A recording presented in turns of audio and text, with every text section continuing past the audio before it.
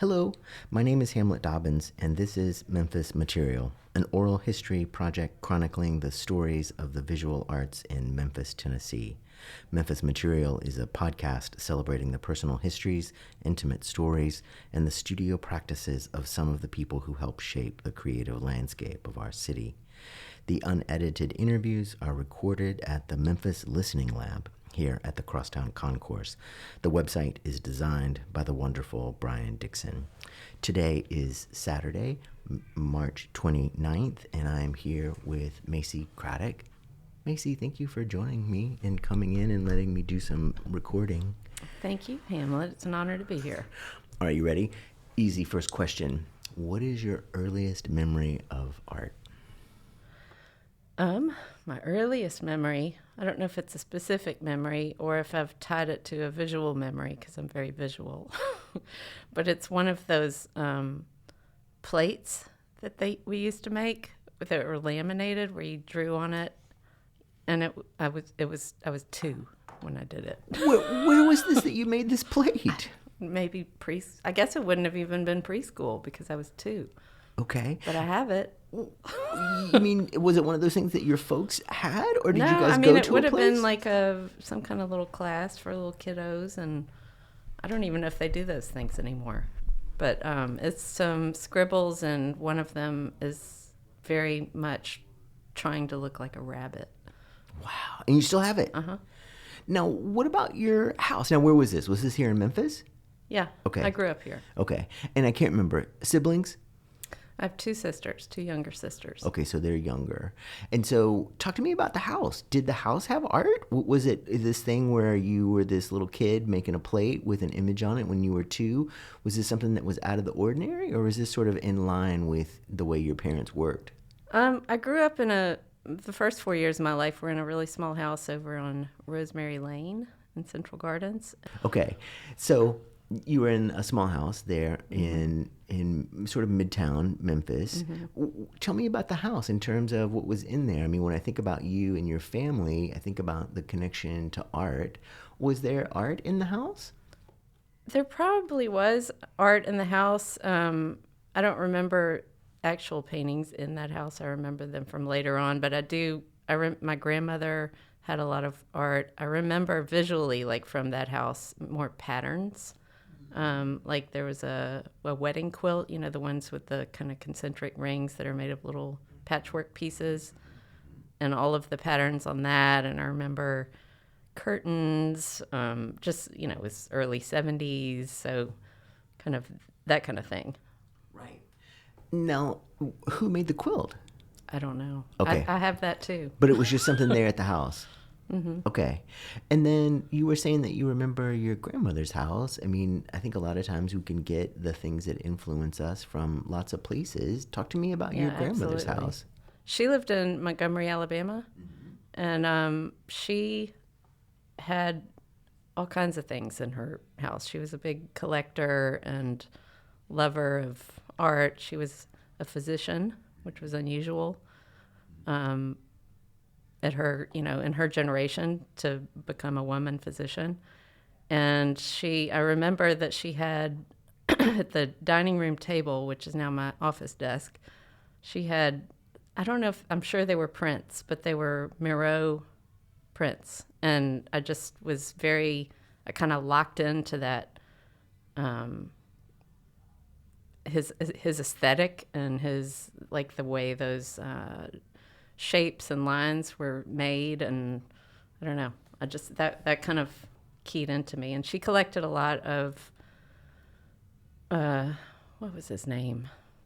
Clark Walker. There was a painter who I think he was from Alabama. Okay. She had quite a few of his paintings. Now tell me more about these Miro prints, because I mean, to me that's like one of those things where, like, when you watch a movie and you see someone and then there's like a flashback to their childhood and then suddenly everything about the person makes sense. Well, of course, Maysey, you saw some Miro prints when you were a kid. How are you thinking about that? How do you process that information? I mean, that's like a core thing. Yeah. I mean, I've always really believed that you can be visually imprinted as a young kid.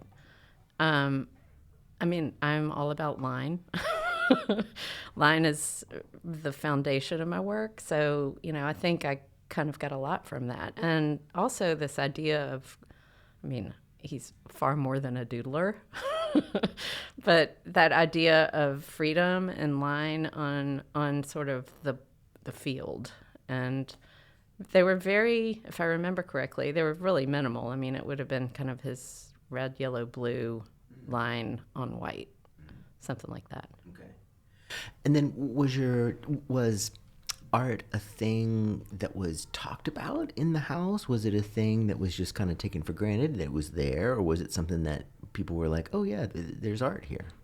Yeah. I mean, I think my family really recognized that I was into it, and I mean, they were into it, and we would go to museums, and it was something that was not only appreciated but cultivated, and I was encouraged to kind of go off into the corner with my sketchbooks and do my thing and taken to museums, and yeah, it was very much a part of like how we experience things. So you mentioned museums a couple of times. Talk to me about some of those early core memories in terms of thinking about museums. Well, we would go to the Brooks regularly, pretty regularly, and we had our favorite pieces in there that fascinated us. What was it? Well, that Marisol sculpture with the kind of the woman and the drawers and I just was like, what's in there? It was this all full of secrets that were kind of somehow being hinted at or exposed, but they were not really spelled out. And then that big, weird Roger Moore painting with the motorcycle on the moon. Yeah. Okay, so that was Roger Moore. I think so. I mean, I don't know. I too remember that painting. I can't remember the artist. We'll have to insert it in some way. We'll insert it. But I remember that one too. Now, what do you remember about it? It was, I mean, scale, scale, and just that feeling of something else, like the moon, the landscape of the moon, and this is in the 70s, and it's only 10 years or so after the moon landing, and there was that we're still in that kind of cultural mindset of the wonder of going to another place.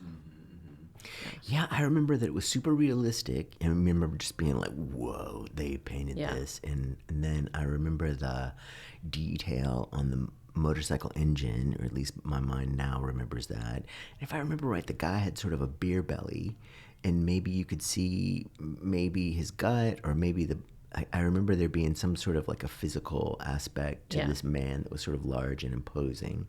And casual. Yeah, he wasn't dressed up. No, but also he's like, yeah, here I am. Yeah, right. And I wonder now that we're talking if it was Roger Moore.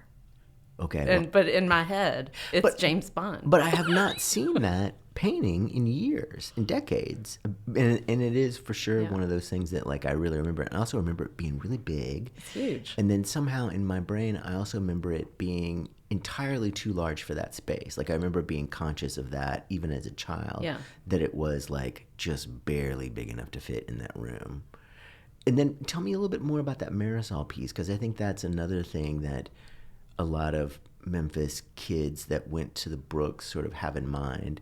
Tell me a little bit more about how you remember it. P.S. If it's wrong, it doesn't matter. I'm just curious about the kind of impression that it made. Well, I mean, it was an object that's in the room with you. So, I mean, sculpture kind of has that sort of physical insistence, and it was almost, I mean, I was probably a little smaller than it, but it was kind of at my scale. So it was like very relatable that way. And just the sort of fantastical quality of it. And I don't know, there was something about some of that aesthetic from that time too that I found really like I don't want to say disturbing, but unsettling as a kid. Like it was like just like, what, a face can look like that? That's a little bit scary to me, you know. And but kind of I was also fascinated by it. I think that the motorcycle piece had that quality too. There was a weird painting down in my grandmother's, or it was actually in my uncle's childhood bedroom, that had that, and it was like a little. It's like a little bit Clockwork Orange, a little scary, but I just was so drawn to it at the same time. Yeah, I mean, I remember that Marisol piece. I mean, for me, I remember it had a bunch of weird stuff. It Yeah. had like neon, Yeah, there was- and it had a door, which means that it opened and closed, and then it had mirrors, and then I remember, I could be wrong about this, but I remember that there was a real radical shift in terms of the materiality of the hands and the face, and then the body. The body was like furniture somehow, or the bodies were Yeah. kind of like furniture. And then I remember all of the kids in my class like just like totally wigging out about Jesus's penis. I remember that just being a thing that people just totally wigged out about. And then I remember the person who took us around was explaining that she had two left hands. Yeah, I remember that piece too. I mean, it really is like it must have been strange for the Brooks to have gotten that piece at the time. I wonder about the response to, from the community about acquiring that piece. So it sounds like, Maysey, art was kind of everywhere for you. It was. Now, what about in school? Was art one of those things that was really encouraged, like in elementary school and high school? Elementary school. We were all very fortunate to have the Memphis College of Art here. So I did Saturday schools there as a little kid, and running up those weirdly designed steps to get into the building, and just being able to totally explore and explode in there with all kinds of materials, and it was so much fun as a little kid. Then I went to a school called Springdale Magnet, which Springdale School is still there. It's over on Hollywood, just north of Jackson. But for about 6 years, it was a magnet school, and it was amazing. And I was there from 4th to 6th grade, and it was like kind of loosely connected to a Montessori model where you're in a classroom with 3 grades, so it was 4th, 5th, and 6th grade in one class. And you just are basically, you got to get this stuff done by the end of the week. And every now and then you get called to the science table with 3 of your grade, but, otherwise you would kind of go off in the corner and do your SRAs. I don't know if you remember those, but there were these like file cabinets where you could pick a subject and pull these like kind of self-learning packets out of them, and they were really fun. But this was about 1980, and it was kind of a very creative kind of hippie school. I learned weaving the first year. I learned how to check the oil in your car. I had no idea what a predicate was when I left, but but I made some amazing friends who are still my friends, and it was paradise to me. It was like such a great learning model for me. A lot of self-direction, which I think I still kind of draw on now. No, earlier you said that you would sort of go off and hang out in the corner and do some drawing. And one of the things that I've noticed about a lot of the people that I've interviewed for this project is that they would have sort of a rich inner life as a kid, and they would sort of be alone and they would sort of do things. I'm curious, what kind of things were you drawing, if you remember, or maybe even like how drawing worked for you when you were a kid? I had sketchbooks.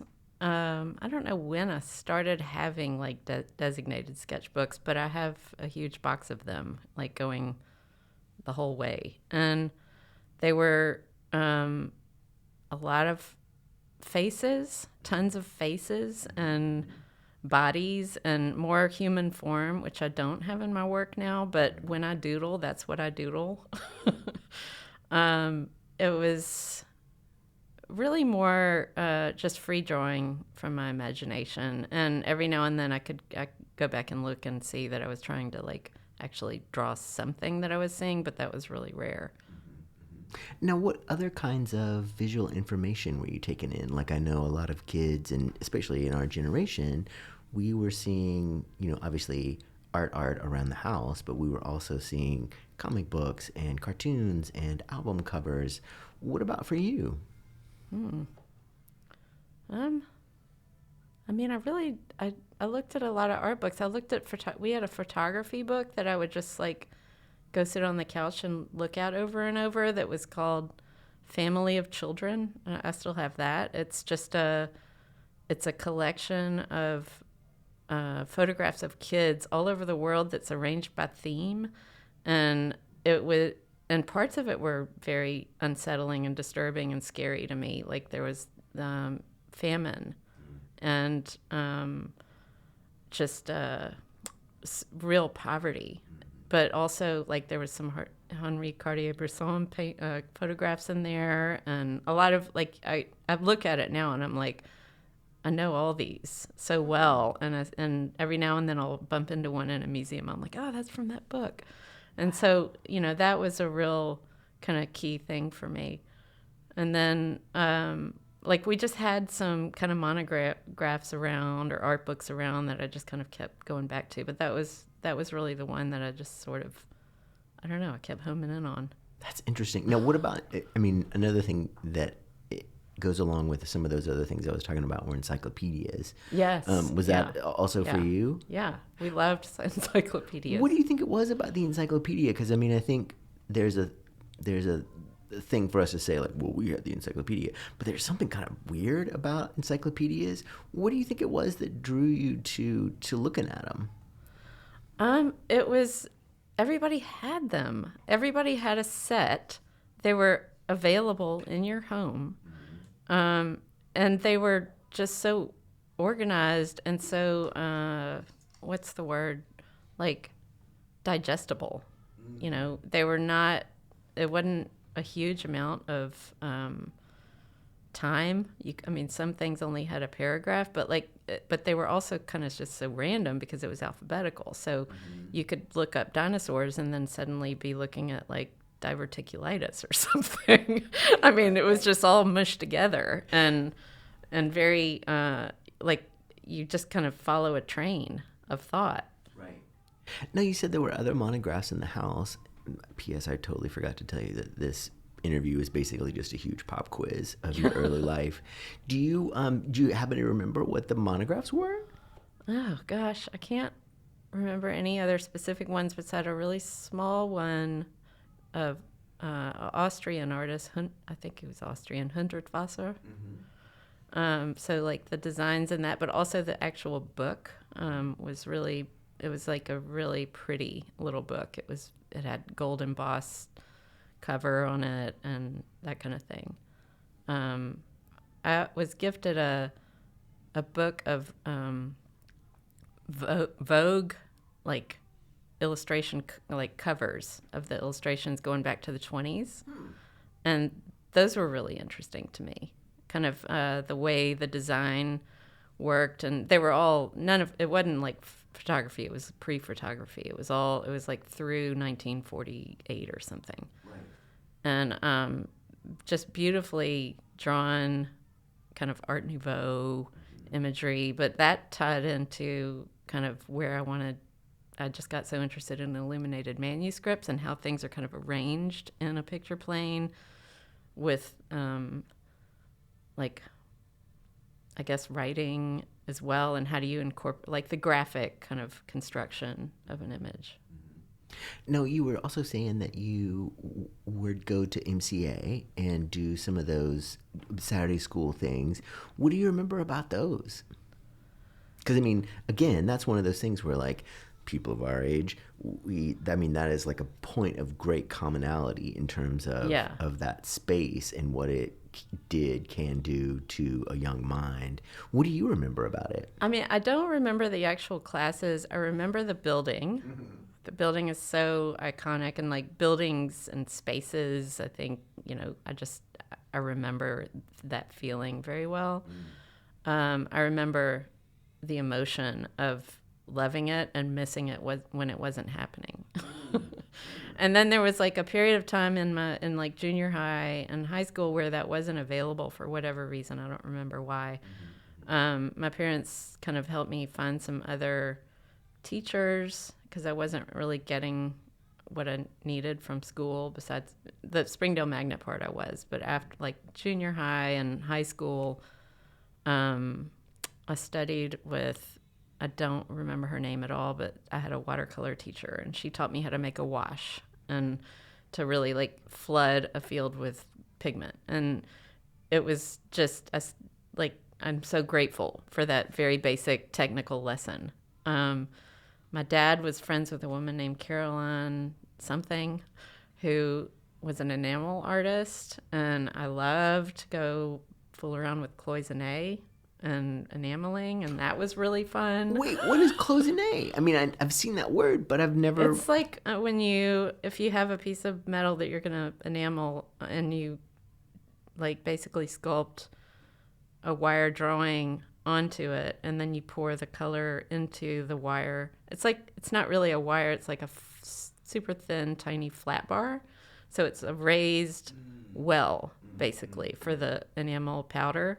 And then you kind of pour that in. And so when it fires, you have this like wire drawing within that kind of defines the color field, if that makes sense. Yeah. I mean, that only went for maybe like 5 or 6 kind of lessons, but I was like, I want to do more. That was really fun. Wow. Okay, so obviously it was something that your parents totally supported. Yeah, they did. And I can't remember your two younger siblings. Are they into art at all? Are they are arty? They appreciate it, Right. but no. And my parents would say, "Oh, I'm not an artist." My dad is actually quite a good drawer. What does your dad draw? He doesn't anymore, but was he drawing? But he when you has were a drawn, kid? and I've seen his drawings, and they were very good. Okay. But both of my parents, I feel, are super creative people, and are very really kind of showed me how creativity can really go into anything, and they use it all the time, and they work with people creatively, and so that kind of talk to me about filtered that. down. Like, what did your folks do, or what do they do? Well, my mother went back to school when I was I think it was when I was at Magnet, and she got a urban anthropology degree at U of M. So she kind of started my interest in anthropology, and went on to work at MIFA.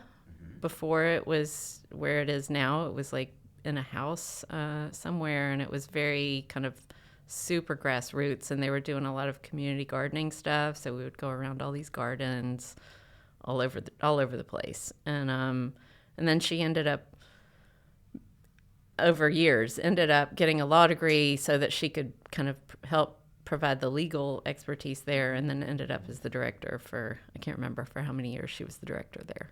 Wow. Now, was gardening something that was happening around the house as well? Yeah. Okay. My parents are both very good. Now, was it something that you did as well? No. And I'm trying to find that inheritance within myself right now. For me, it was the wasps. Like there was just something about, and then my folks were also like, they were vegetable people, and so they would be like squash, which was hairy, and with those big gnarly leaves, and again, the wasps. I think I just sort of lived in constant fear of being stung.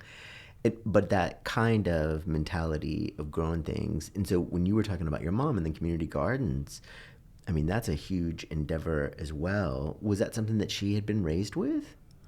I don't think so. I mean, yes, I guess.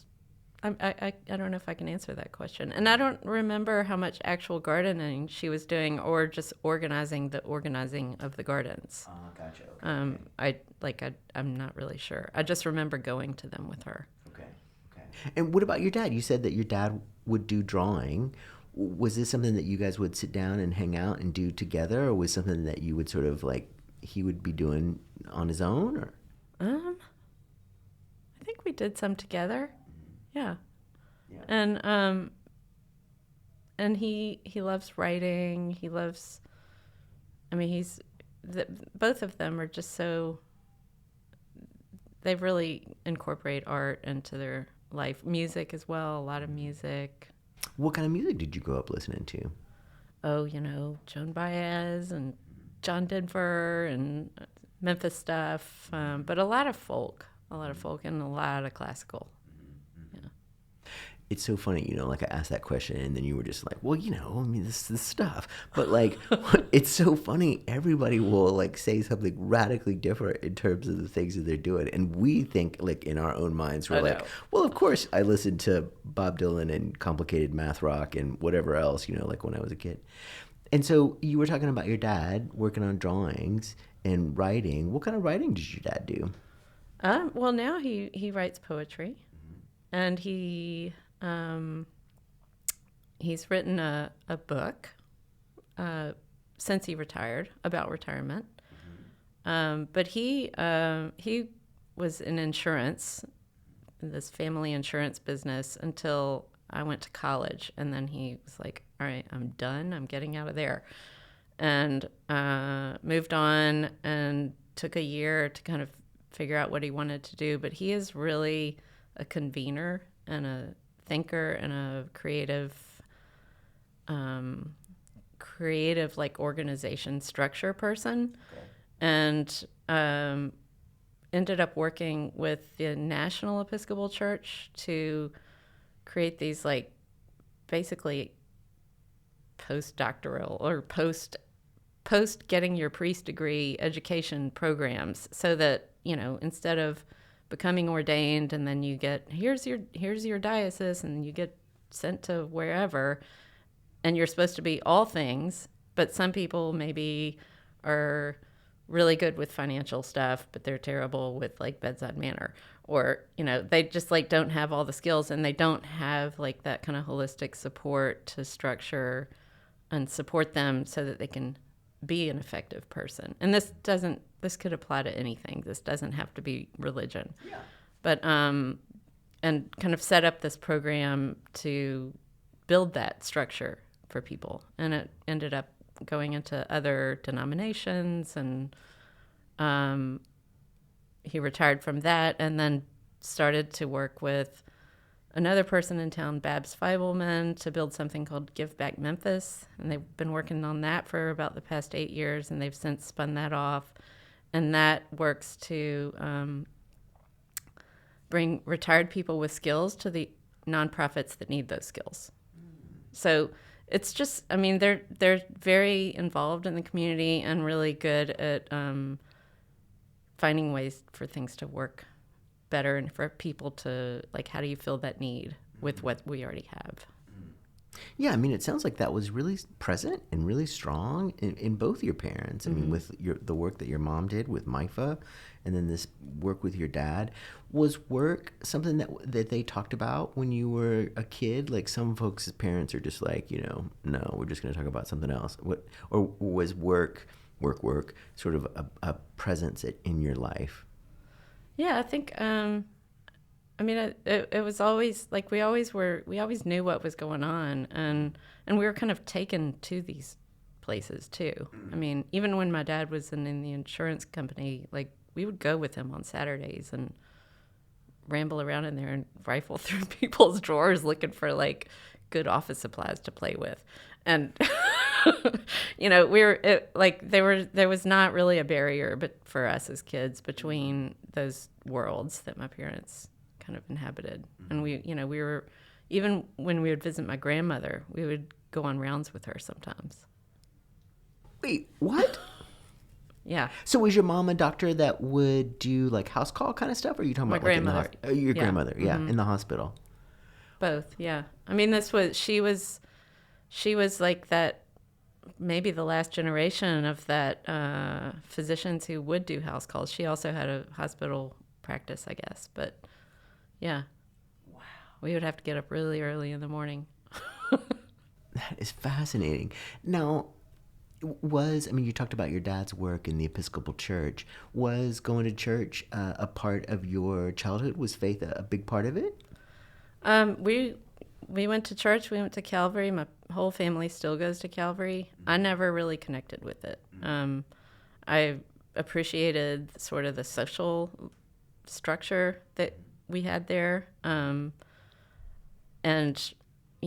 visually the building and the stained glass, the mural that used to be in the basement there, like being able to explore that structure in the way that you kind of explore your own kind of creative mind. And it was like another home. But I don't go to church now.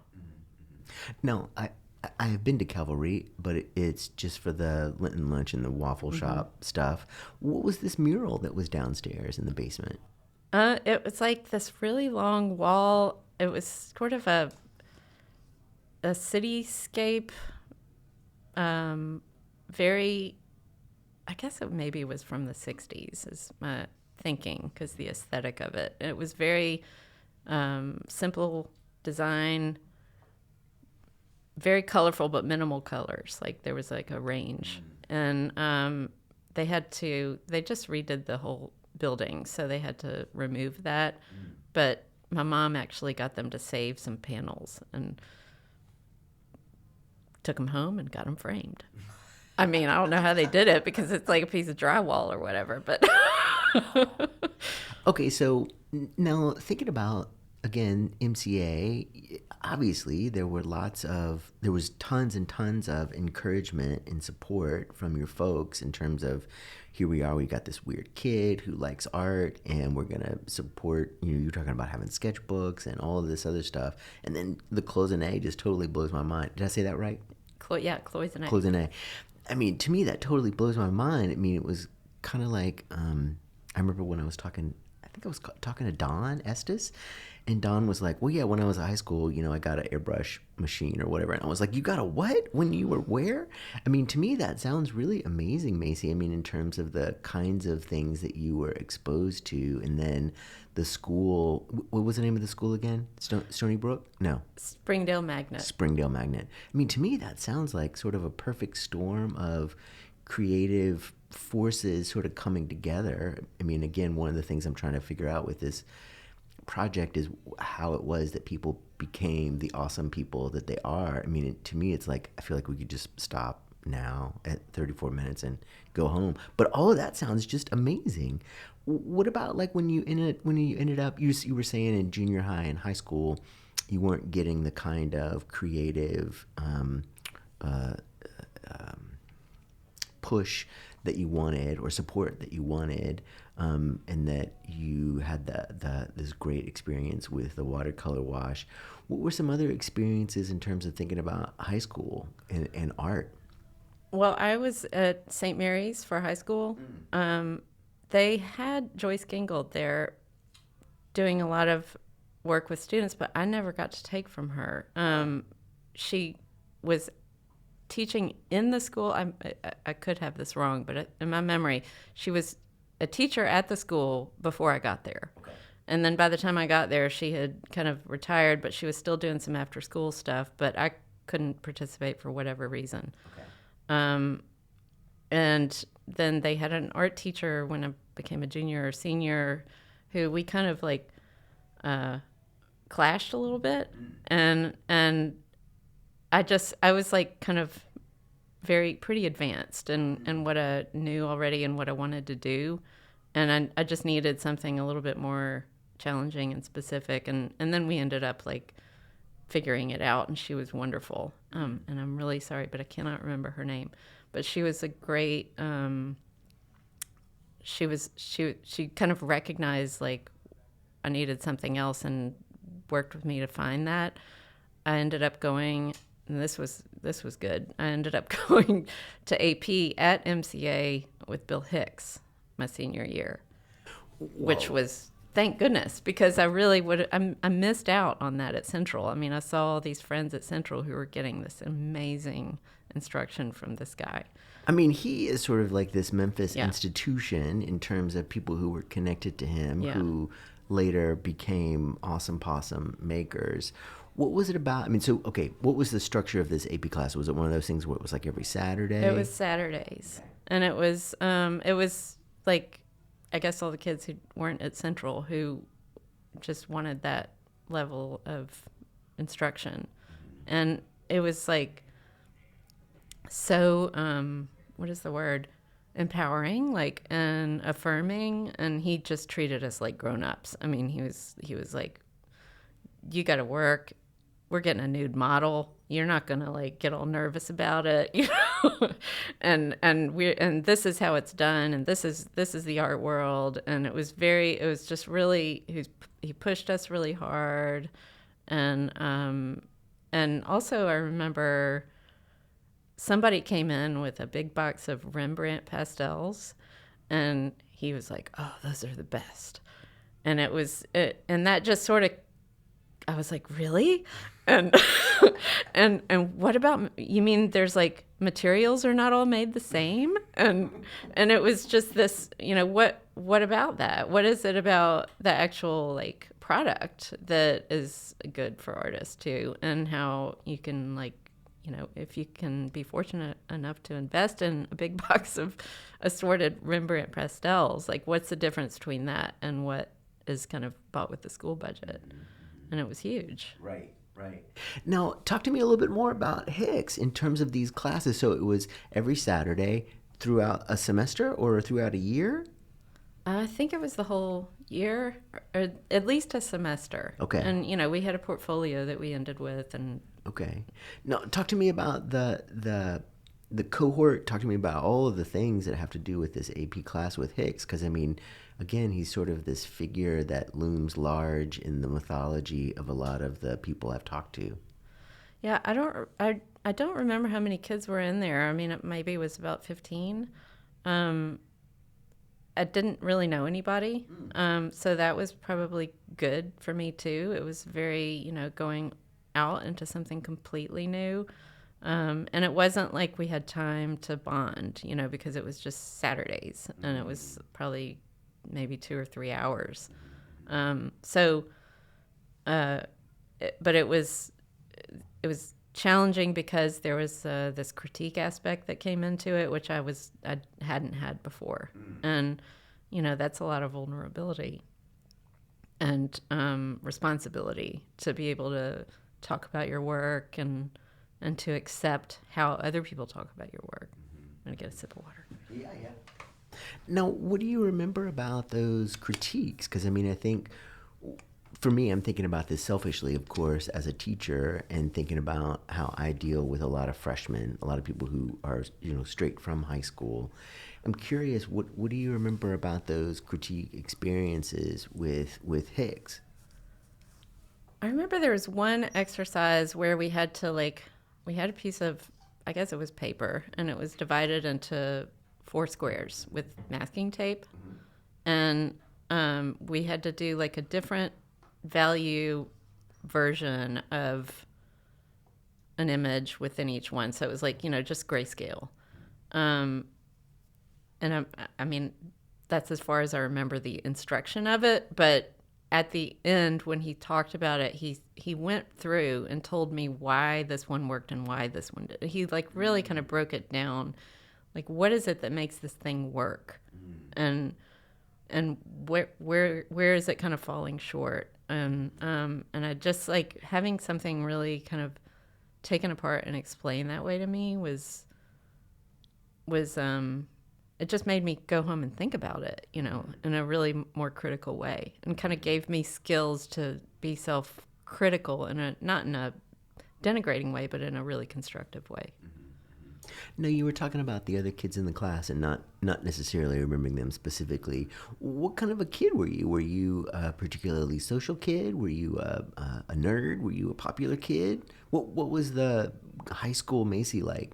I mean, I was kind of friends with everybody, but I didn't really stay in one group. I kind of moved around, and because I lived in Midtown, I had other friends in Midtown, so I kind of had a social life in both places. I mean, St. Mary's, it's all girls, and my class was 38 people.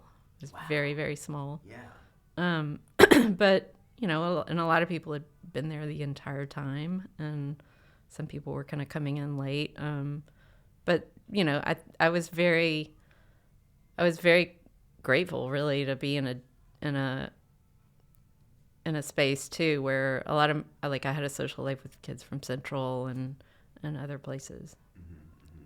Now, thinking about that class experience, I mean, to me, there's a lot of things that sort of happen in terms of the being in a class where other people are as interested and as serious about art as you are.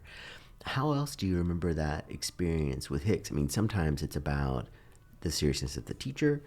Sometimes our art teachers, can't be as great as other art teachers. But talk to me a little bit more about that experience with Hicks. I'm curious about the class. I'm curious about how he did it.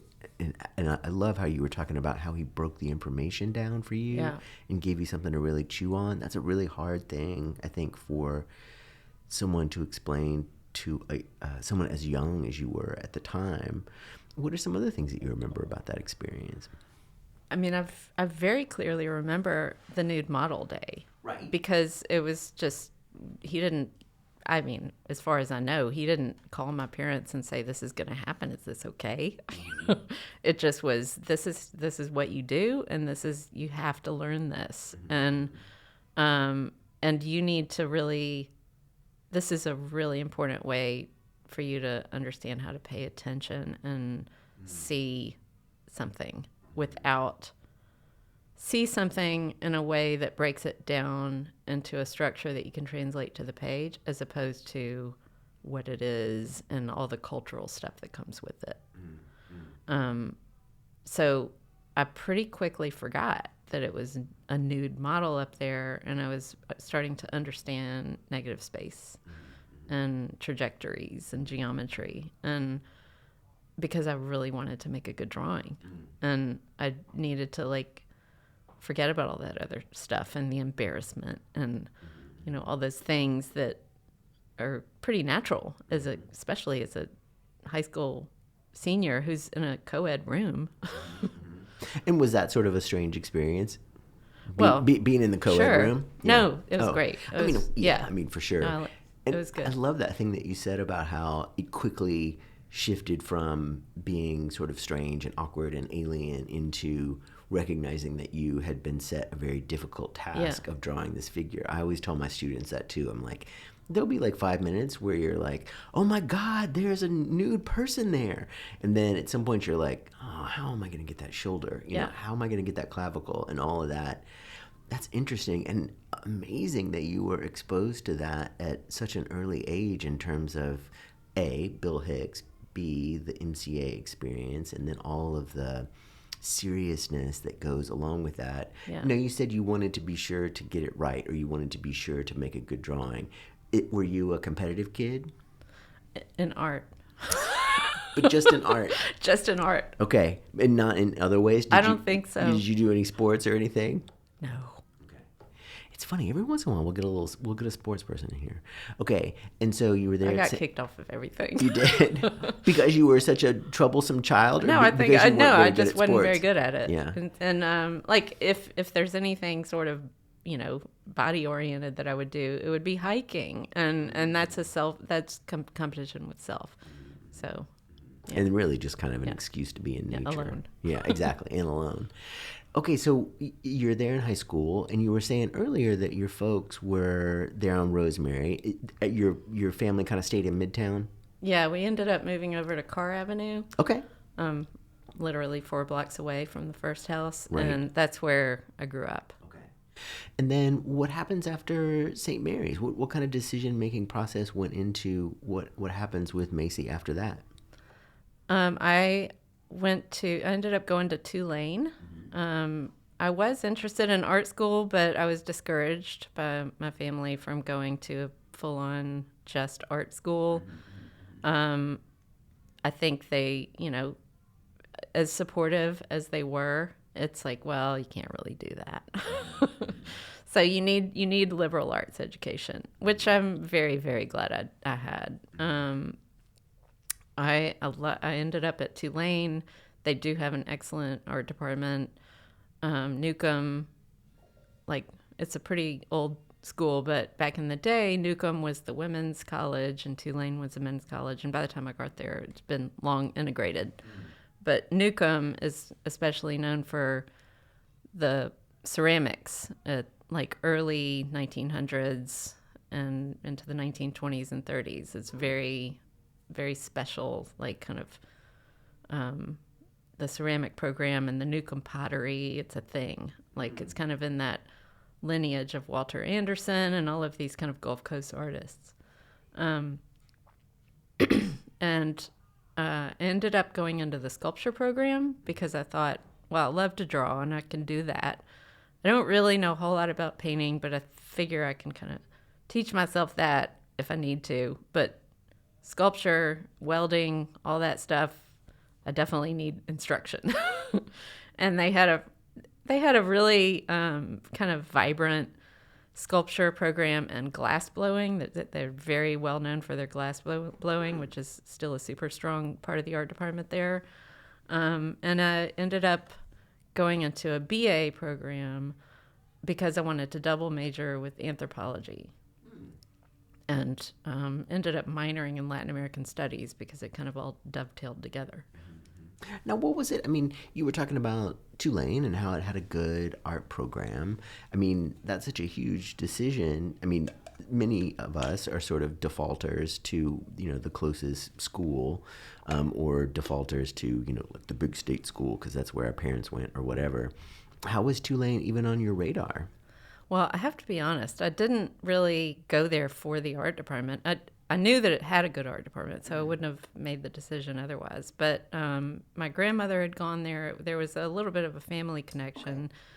I was kind of trying to decide between that and Bates because I was very interested in writing as well, and they have an excellent writing program. But New Orleans just kind of like it sucked me in.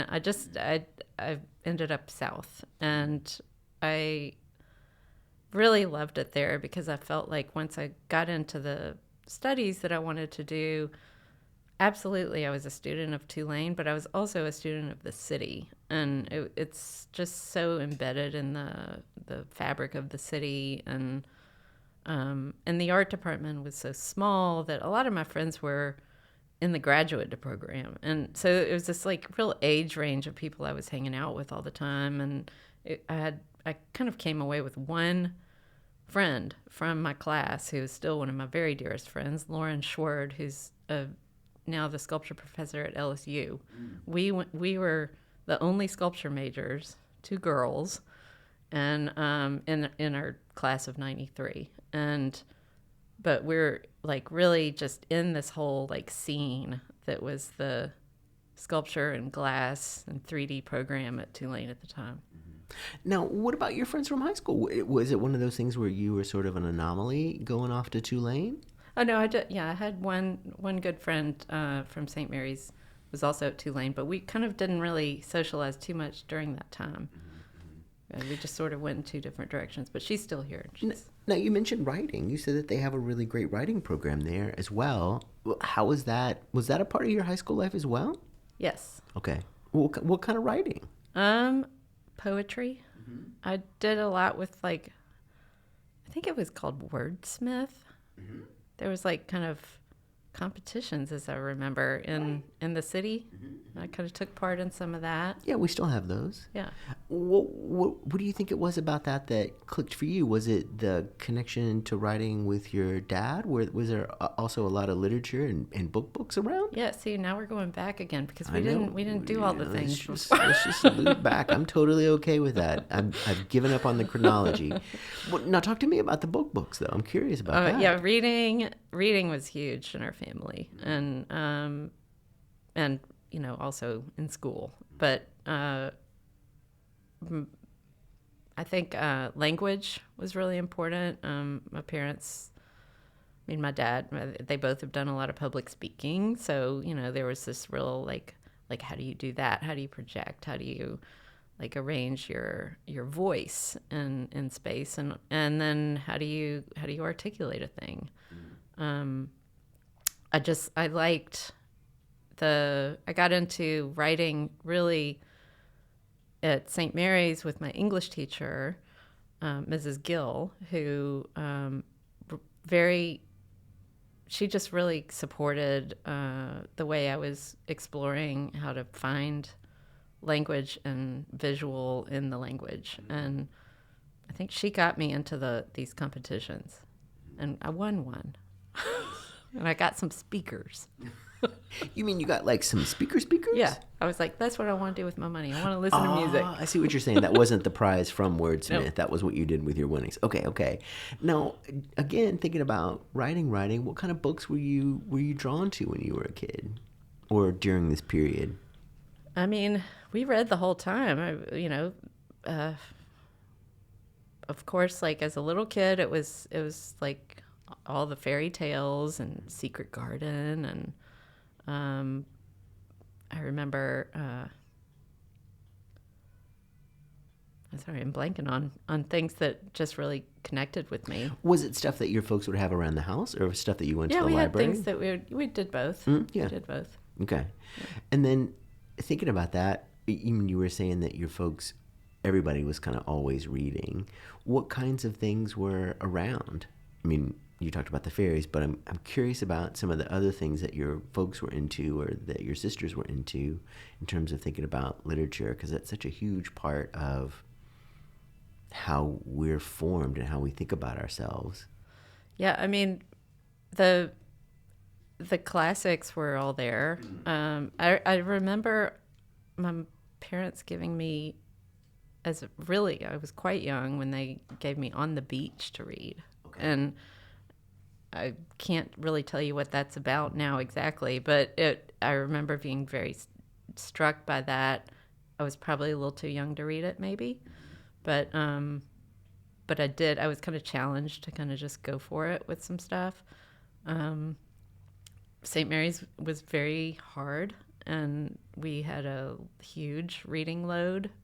We had to go through a whole range of literature, starting with like medieval stuff. I mean, we read Beowulf, which nobody can understand. Was that a chore for you, or was that like throwing you into the... I wanted to go draw. But right. Okay. But also, it seeped in, and in retrospect, like, I'm really grateful. I didn't connect with everything we were assigned to, but a lot of it I did, especially like some of the more contemporary stuff. Now there's reading, and then there's writing, and because I mean, you were talking about writing. I'm wondering what kind of things you were talking about. Poetry, that's a big one. What do you think? Like, what were some of the things that were occupying your verbal mind back then? I can't really say. Maybe just I think atmosphere, space, nature.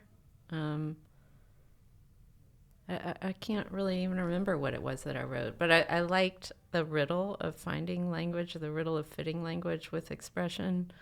I still use it a lot. The way I use language in the studio is really kind of, is almost like a paint set. I mean, I make lists of words. It's not necessarily about narrative. It's about like teeny little evocative phrases or constructions. And that, I think that really came out of that free association writing that I would do. Now, you were saying when you were a kid, most of the drawings were sort of based on people. And then in high school, similar? Similar. Mm-hmm. Yeah. And very like in line, like a lot of just design, like creating like calligraphic line without calligraphy, like just drawing in those sort of like undulations in line and developing line and design and. Mm-hmm. Nice. Okay. So you were talking about Tulane as a place where they had a really strong sculpture program. Talk to me a little bit more about Tulane. I mean, it sounds like when you came into Tulane, you had been exposed to a lot of art. I think for a lot of us, college was when we were really exposed to things that weren't, Van Gogh or the Impressionists or whatever. What about for you? Well, I came in, I did take drawing, and I had a great drawing teacher there, and there was a lot of life drawing, not necessarily figure, but there was a lot of figure drawing, but there was a lot of go out into the campus and find things that you connect with and paint, then draw them. And that was great. Like just really getting into developing more your sense of being able to realistically interpret something. Okay. Now, was that appealing to you? Just take a break. Let me take a break. That's and okay. drink some water. Drink some water. Yeah, it's fine. I'm gonna drink some water too. P.S. You can go. Fun. You can go get more water if you want. I have not developed my Your long speaking voice. I know. Yeah. It's super easy for me because I pipe up every once in a while. All right. Okay. So thinking about drawing at Tulane, you were encouraged to go out and draw. What kind of things? I have never been to Tulane. I maybe have. I know I've been to New Orleans, but I've never been to Tulane. Was the campus a place that was good to draw? I mean, anywhere is a good place to draw. I mean, I drew the fire hose in the stairwell once, and it was like, how do you draw all those folds? And that was like a good teacher for me. So it's very arbitrary, like what we chose. But how do you find a thing? A, draw it. B, like make it actually compelling, and a good composition. No. And C, stick with it and spend the time to actually get to the end of that drawing. Now, what about stuff that you were seeing? Were you taking art classes, history classes at the same time, or during those drawing classes? Were they also showing you things? Yeah, I took a lot of art history, but mostly, I feel like most of my art history was Mesoamerican, and because I was studying anthropology as well, and Tulane has a huge Latin American archaeology presence. They're very they have these really long history in that connection with that part of the world. And then the Latin American Studies program there as well was very strong. So it just all kind of, there was such an overlap. I mean, a lot of it was like I was fitting into 4 years and I wanted to study these two things, and there was an overlap with the art history department and anthropology. So I was able to sort of double up my credits and minor in Latin American studies at the same time. So, but it, like that interest in anthropology and cultural, like the way visual culture was developed in a totally different part of the world that I grew up in. How does that translate to what I'm making? I can't really say, but surely that was kind of seeping into how I was developing visually. I'm also in a city that is extremely vibrant and very visual, and it's a place where there's a lot of like kind of the ready-made and found object sculpture, found object paintings, that kind of like almost sort of folk art leaning in a way. We were doing a lot of iron pours and iron casting and going up on the levee and making stuff out of driftwood that we dragged off the bank of the river. It was kind of wild and free and really permissive. Very just like, it was really good for me to try to like develop an aesthetic in a completely different way than this control, something that I knew I could do. Like I know I can draw, but I don't really know how to make this 3D thing that is me. No, you were talking about anthropology, and then of course that makes me think back, to you talking about your mom and her studies. Was that something? I mean, obviously, mom does it. You're kind of interested in it. In what ways do you think your mom's interest in it? How did that translate into your interest in it?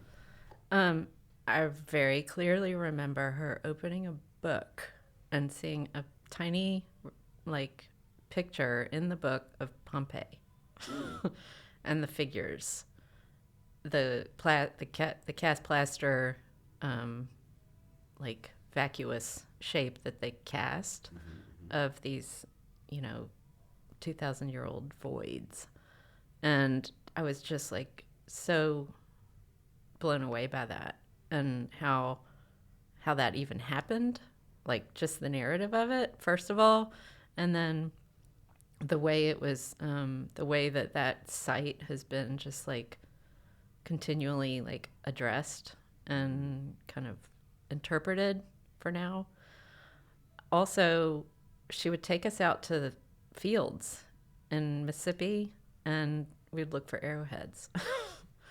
And I loved looking for things, and just kind of getting into the this zone of deep looking to connect with a different time. Yeah, I like that. It also sounds like a title of one of your shows. But thinking about that, and the time and the connection with it, and let me see, where's the question in here? When you were in college, what was the thing that you studied in terms of the anthropology? I mean, I realize that a lot of times in college it can be sort of broad, but it can also be pretty specific. What were some things that you were thinking about and looking at in particular in your studies? In the anthropology department, I mean, I think there were two things. First of all, there was a lot of like specifically focused on Mesoamerican, especially Mayan culture, and how it developed and why it possibly may have fallen.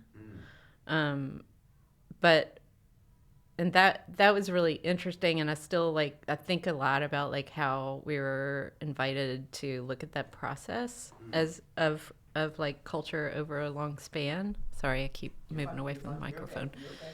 But once I got into my senior year and there were more seminars available, that was where I really kind of got more into the thinking that I'm using now, which is more abstract and cultural anthropology, and how ideas are formed, and how we look at like human patterns and how they translate. I remember there was one class that I took about ritual, which I just found so interesting, and it was really more like a philosophy course, and that was a really good challenge for me. What do you remember about this class? It sounds great. It was tiny. It was maybe 6 people, and it was very conversational. So, I mean, we did have to write a paper probably or two, but it was more, the whole class was really more about like, how do you engage with teasing apart ideas and really challenging each other in a group format to understand these kind of concepts, and what is ritual and what does it mean, and where do you see it around you? And football. One assignment was like go out and find some publication and break down how ritual appears in a publication. And I don't know why, because this is not something that interests me, but there's a publication called Fighting Knives. And it was like knife collectors and knife culture. And I was like, well, here's something, and like going into something that is completely out of my world, but like looking at it as an anthropologist and like trying to like kind of break it down into something that you can understand in a different way and not judge, Now, you were saying that you were at that time also studying a lot of art history.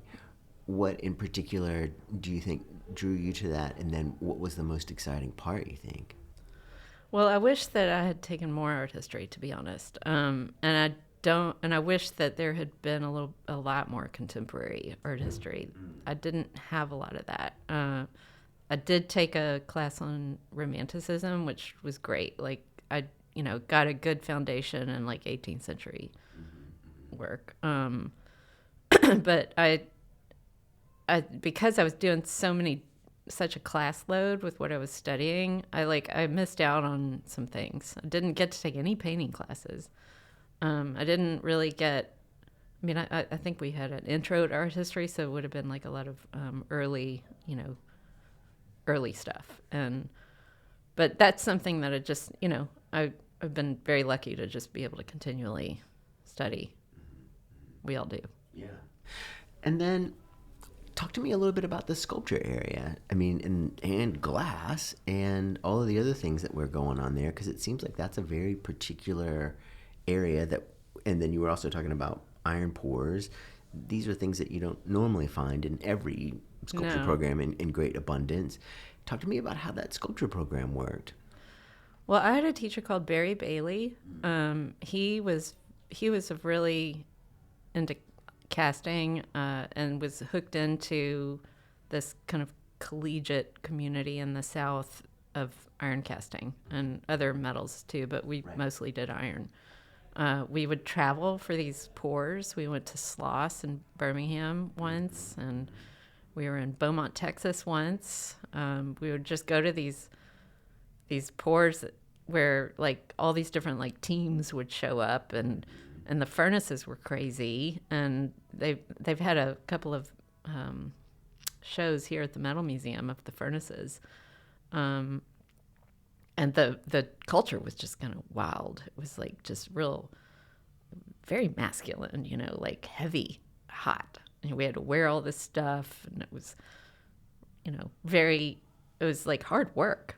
And we had to bust up all these radiators, but it was fun. It was like satisfying. You never really knew if something was going to succeed visually, but it didn't matter because it was about the process. And it was just, it was cool to get connected to other programs as well. And, I don't remember what all schools were involved, but Barry was also involved with the University of Georgia. They have I think they still have this summer program in Cortona, Italy, and he had taught there a few years. So between my junior and senior year, Lauren Schwerd, who I mentioned before, she and I both went with him to Cortona and spent 2.5 or 3 months there in art school that summer. And we did some bronze casting with Barry, but I also took some other things. I took book arts, which I loved. And it was all in this teeny little town in Tuscany, and we were kind of housed throughout the town. I was living in a room in a convent, a working convent. And we would have to kind of walk up these steep hills to get to our class, and it was great. A lot of our weekends, it was almost too much instruction. It was like, because there's so much to see. We were just constantly on a bus going to see this and that, but it was incredible.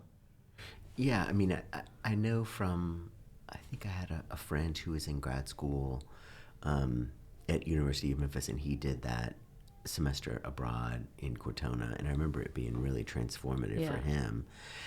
And then, I mean, that is also a fantastic opportunity. If it's okay with you, let's stay there just for a little tiny bit. Talk to me a little bit about the coursework in terms of what you were seeing there in Cortona. Well, this was just a summer program, but part of the I guess the itinerary or the curriculum is art history. Mm-hmm. And so we were going to Siena, we were going to Assisi, which that was impressive for me. What was it about it that I mean, there are lots of things that you could have mentioned. So you mentioned these two. What was it about Siena that struck you, that made it the first on your list? Siena is just merely the first thing I mentioned because it's the first thing I thought of. But Assisi is the one. Assisi is the one that really, that if I had to pick something, it would be the Assisi experience. So, of course, that's where St. Francis comes from. And the St. Francis of Assisi Church is famous for its Giotto frescoes, which are just stunning. And the whole place is like a jewel. But behind the apse if I'm right on my Catholic Church architecture terminology, behind the apse was there are 2 frescoes by Chimbui, and one of them was just a giant full size like Jesus, like the height of the whole church. But I guess because it was by a window, it had and for I don't know what it was painted with, but it had a lot of light damage, and it, in my memory, it was reversed. It was like an inverse image of how he would have painted. So it was like a black Jesus with all this white, like, surrounding, where should have at the time been the other way. And that I was like, how did that happen, and what is that time effect on that painting process and that image? And it's also it was sort of off to the side and a little bit hidden, and I was able to be alone with it. And I don't know why it did speak to me that way, because the Giottos were just like, all that rich color, but there was something about that wall off to the side that really got me. But the whole place, I mean, driving through just the sunflower fields, I remember very well, and how they were in one direction in the morning we were going, and we could only see the backs of them, and then we'd come back late in the day and they're all facing you because they literally turn with the sun. I mean, I'm struck by that experience, and I know it's really tricky, like in terms of being here now and then trying to remember things. Obviously that's hard, but and then also one of the things I'm wondering about is how all of these things affect you. And so I'm wondering, how do you think that time there impacted you or influenced you in terms of thinking about who you are now? Well, that's a hard question. I know, that's why we're here. I think having had that experience at the time that I did, so I guess I would have been 21, and I had a good, very solid foundation of making an art, and then had the immense privilege to go to this thing where you're just let loose in this amazing landscape with so much history and visual, like just absolutely stunning. But not only that, it's like a playground of making. I mean, what we were able to I want to take that, it's like, I want to eat that. I mean, to be able to do the paper making and book arts part in an ancient paper making press room that was, in my memory, completely just like this stone cave. It was like, this was not like a modern building. We were in this like very old architecture in town, and going up and down and through these passageways and into the bookmaking, and with teachers who are so skilled and who've been doing this and who are embedded in this tradition of teaching as you are, and also having, they have a history with this place. So we were just so fortunate to be able to be inspired that way. Yeah, I'm struck by that. I mean, I'm struck by being in a place and being keenly aware of its history. I mean, I think, one of the questions I would always sort of like, not antagonizingly, but to sort of nudge my students in the gallery management class, I would say, like, what do you think we need to do to make Americans love art as much as Europeans or as much as Italians, And ultimately the question is, ultimately the answer is, give them 500 or 1,000 more years of it, And I think that thing that you were talking about with being in that place and being aware that it has been a paper place or a bookmaking place for however long, that you're really struck that you're not inventing anything. You're really a part of this long history, this part of this long lineage that can also be kind of invigorating and humbling and validating as well. Like, you're not an alien, you're not a weirdo, you're a part of a beautiful lineage, you know. Now, when you were talking about paper making and book making, you totally lit up. And so I'm wondering, what do you think it was? I mean, part of me is like, and part of me also, like, sometimes will hear the listener, you know, in the back of my head. And so right now I hear the listener saying, duh, Hamlet, Maysey grew up around books and making things and drawing things and reading things in books. Of course, the answer is dummy. But I'm curious, what do you think it was that totally made you light up in terms of bookmaking and that process? Well, the book, the book as an object, was just such an exciting way for me to think about how I could like pour myself into something, because it left room, or it leaves room, for the language part. Even if you don't, I mean, I made some things that don't have words in them, but they feel like they do because of the way a book is read. Like opened and passed through, like you kind of move through this interactive object temporally, and there are so many ways to construct a thing too. And so, you know, embossing, like, I don't know, the cardstock basically, and then covering it, and so creating this kind of like terrain of imagery on a thing, and then being able to, you know, with accordion books, having something that functions as a book that's closed but also can stand and have a structure that is not normally with a book. I really kind of like that. The paper making I didn't get so into, probably because we didn't have a whole lot of time to really do that. We just did a couple of them.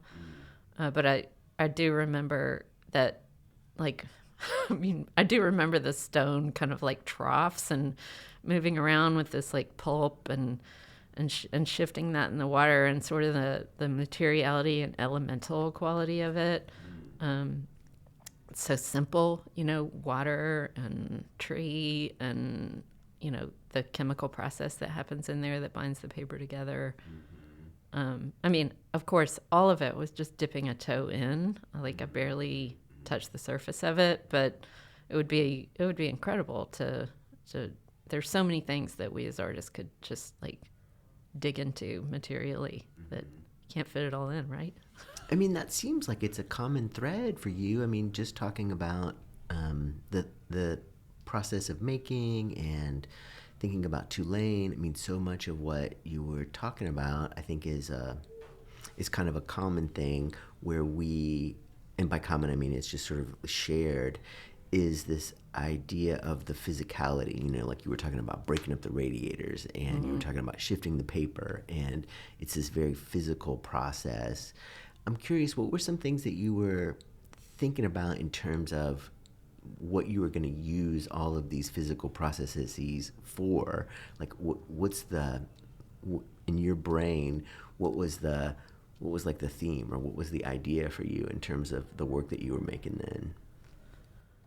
I think maybe if I can superimpose upon my 21-year-old brain, it is probably resourcefulness and knowing that if I understand and connect with and cultivate what my aesthetic is, I can use anything around me to make it. And that is definitely something that I feel like I got from not only my time at Tulane, but in New Orleans in general. And it's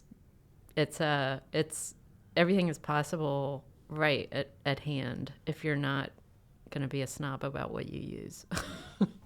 And I mean, was it one of those things? I mean, I again, my knowledge of New Orleans is really tiny.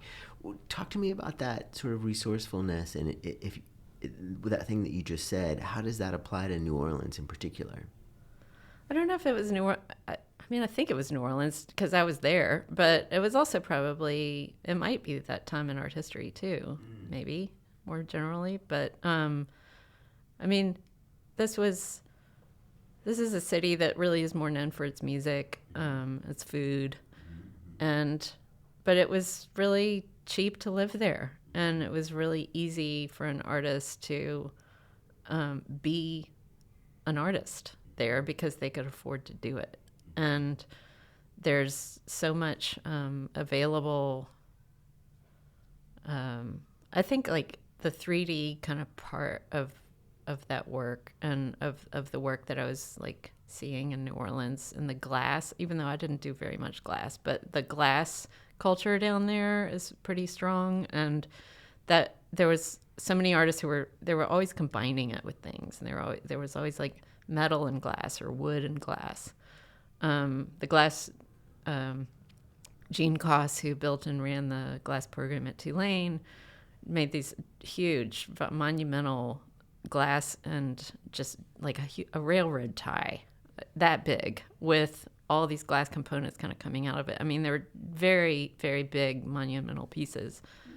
And a lot of the local artists just kind of worked that way. They got, you know, it was big work, but it was very egalitarian in the materials, it felt like.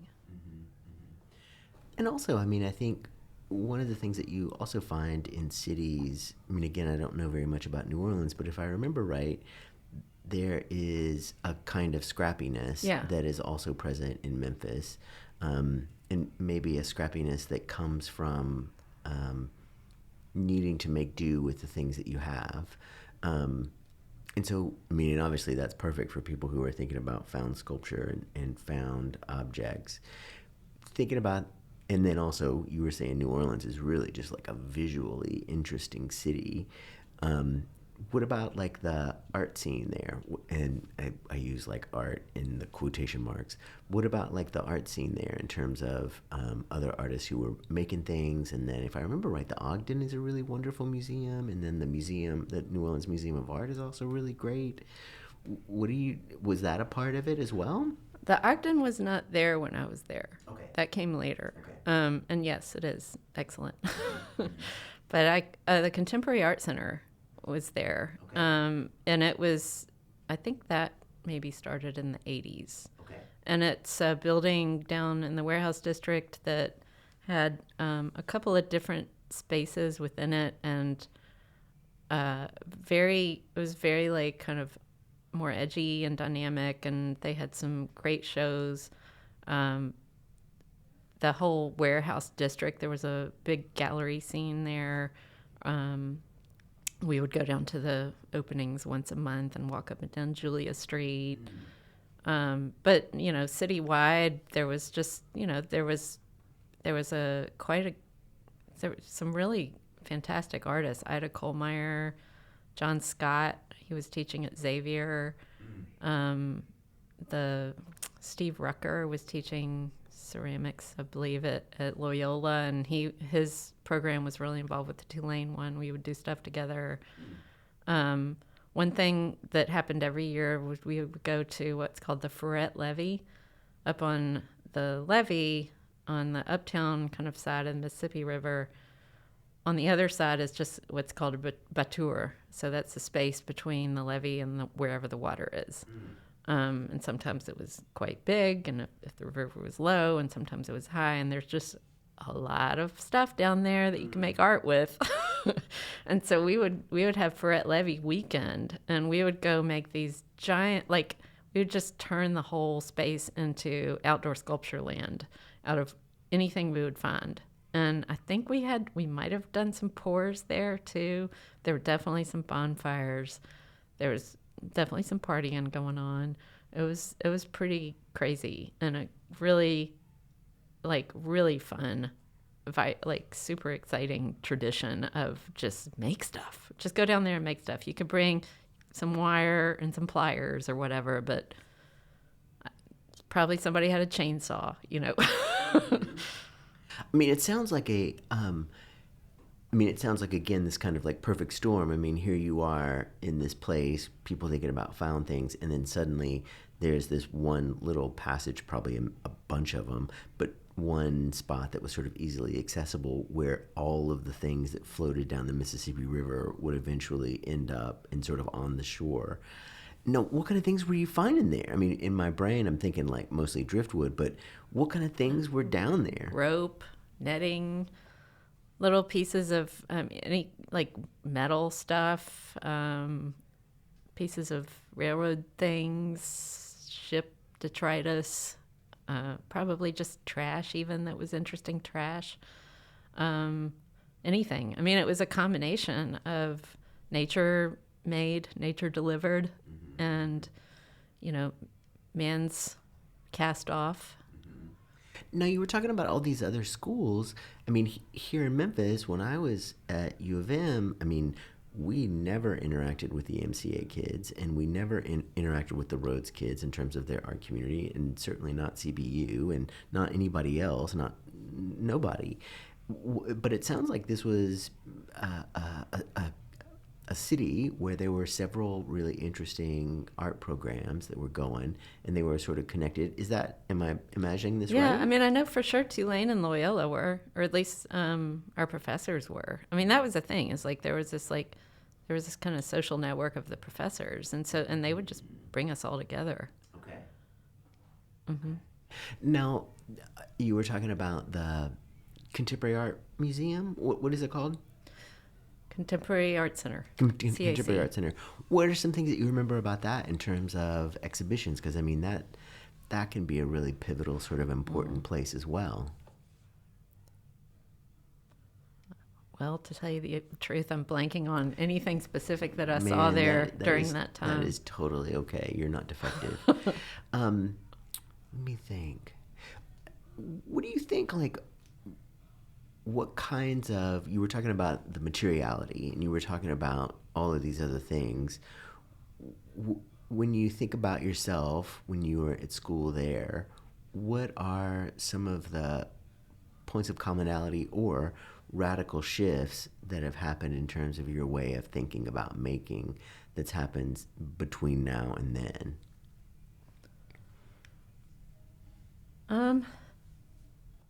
I'm not sure if I'm not sure exactly what your question is, but I think like if I can expand on a little bit of where we just were. Do it. I didn't leave New Orleans. I stayed after I graduated. I thought I just like it here. I don't really know what I want to do. I like making stuff, but who knows what you can do with that. I'm just going to get a restaurant job, which I did. And I worked, I spent a year after school just working and building a friendship network. And I was still like making my own thing and my sketchbooks, but I hadn't really established a practice yet. And I ended up somehow getting a job working for a furniture designer, and which was maybe about 8 months, and then for another artist who really was more of an object maker. She made like kind of stuff or work for out of recycled materials, but they were more like functional objects, like boxes and sort of folk arty kind of things that you would have in your garden or whatever. And we used a lot of like, she would source pressed tin that they were taken out of houses and ceilings, and a lot of like this whole like found object thing. And when I started with, she just needed somebody who could weld, and I had learned how to do that with the furniture designer. And I kind of started a little bit with her, and then I ended up like kind of being her like kind of shop manager, and welding for like a year and a half in this really hot metal building. In a really hot city. It was insane. And it was down in the Bywater when it was still really kind of crazy down there, and not like it is now. It's very gentrified now. And there were other artists along the way. There were some woodworkers. So it was like I stayed like kind of in this sort of creative community down there just trying to figure it out. I mean, it was like I was getting paid $6 an hour. I mean, it was just, I can't even believe I was able to live on that. But you could at that time. It was such a cheap city to live in, and you could make things. And the whole time I was like cultivating my own thing in, at the dining room table or in the garage or wherever, whatever kind of space I had, just because I had to do it. And I just was, it was like I had to make my own thing, but I was able to, work in a space where on the weekends I could go in and use all this equipment that I had access to. Anyway, it was great. And she was super supportive of me, developing my own work, and eventually kind of supported me even going down to 1 day a week until I was able to kind of spin off. No, you were talking about that time after school. I mean, I think the reason I'm not a ceramicist is because I didn't have access to that stuff after school. And so for you to have access to that material and that equipment is really great. To back up just a little bit, what was there for your BA? Was there a culmination, like a thesis exhibition, or was there like a body of work that you ended up making? Yeah, I can't remember. I guess there was an exhibition. I know there would have been for a BFA, but I'm sure there was an exhibition of some degree of my work, which would have been some cast iron pieces. I still have some of those. One of the bronze pieces I made in Italy. Barry also, he was not afraid of two-dimensional work either, and he encouraged us to really kind of experiment with drawing and multimedia two-dimensional stuff. So actually one of my very first pastel with gouache and all that was under Barry's tutelage. And that ended up spinning off into the pastel work that I did for a long time. That was kind of the beginning of my art career. No, you were saying that there were some castings and some other things. What were they? Well, my very first iron casting is one of my favorite pieces of art. It's like a hand. If you're holding up a hand, but on the front of the hand and the palm, it turns into a face. And it's not life size. It's so I sculpted it. I think we would sculpt it with plasticine or something, and then it was a sand mold. And we were only doing 2-part sand molds. Okay.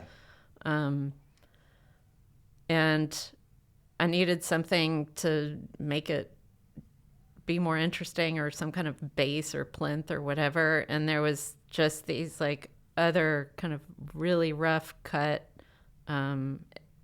scraps of metal. When I'm saying rough cut, you would have cut it with, I guess, I don't even know what they would have cut it with.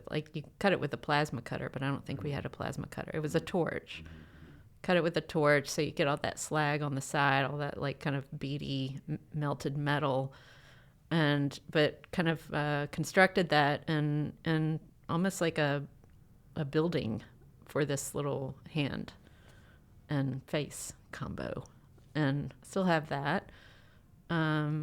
The bronze piece is this very weird sort of walking non-body pod that has little removable bronze heads that fit in it. So it's kind of a walking pea pod with heads in it. Now, what kind of things were you thinking about at the time? That kind of came out of my doodling. Yeah. Yeah.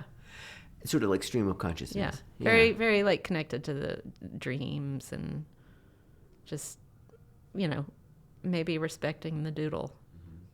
Now, thinking about your work in college, were there other artists that were particularly interesting to you that you sort of not necessarily drew from, but felt a kinship with, or felt a kind of connection to? You mean art historically? Yeah. Yeah, I think Egon Schiele, especially his linear line quality, and the looseness, and Giacometti as well. What was it about Giacometti? Exaggeration and taking a thing that's recognizable, but I think bringing your own sort of style and aesthetic to it. You can't mistake one of his things for anybody else.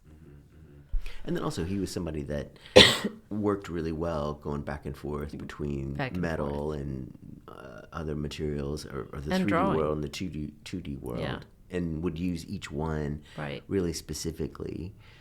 And then anybody else that you were kind of like, that were sort of in the pantheon of heroes or models for you?